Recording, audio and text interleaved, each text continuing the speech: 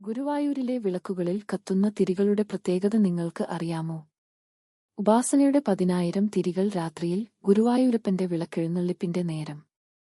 ചുറ്റുവിളക്കുകളിലും ദീപസ്തംഭങ്ങളിലും തിരുനാളങ്ങൾ ജ്വലിച്ചു നിൽക്കും.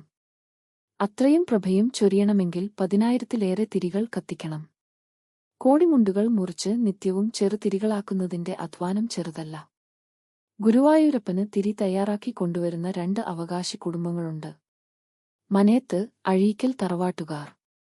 4/3 ഭാഗം മനേത്തുകാർക്കും 1 ഭാഗം അഴീക്കൽക്കാർക്കുമാണ് അവകാശം. മനേത്ത് കൃഷ്ണകുമാറും അഴീക്കൽ കുടുംബാംഗമായ വിജയനും കാലങ്ങളായി ഈ ജോലിയിൽ ഉപാസന പോലെ വ്യാപൃതരാണ്. ഏകാദശി വിളക്കിന്റെ കാലമായതിനാൽ തിരികളുടെ എണ്ണം ഇരട്ടി വേണം. ഗുരുവായൂർ ക്ഷേത്രത്തിൽ വില കൊടുത്തു വാങ്ങുന്ന തിരികൾ ഉപയോഗിക്കാറില്ല. വാതിൽ മാടങ്ങളിലെ ചിരാതുകളിൽ തെളിയിക്കാൻ ചെറുതിരികളാണ് വേണ്ടത്.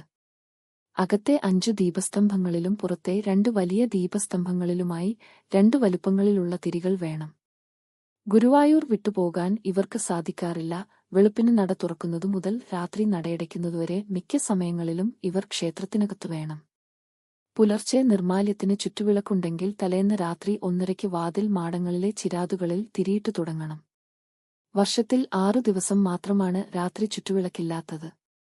2 മേൽശാന്തിമാറ്റം, ഇടത്തരികത്തുകാവ്, ഭഗവതിക്ക് 2 താലപ്പൊലികൾ, ദ്വാദശി, ഉത്സവ തത്വകലശം എന്നീ ദിവസങ്ങളിലാണിത്.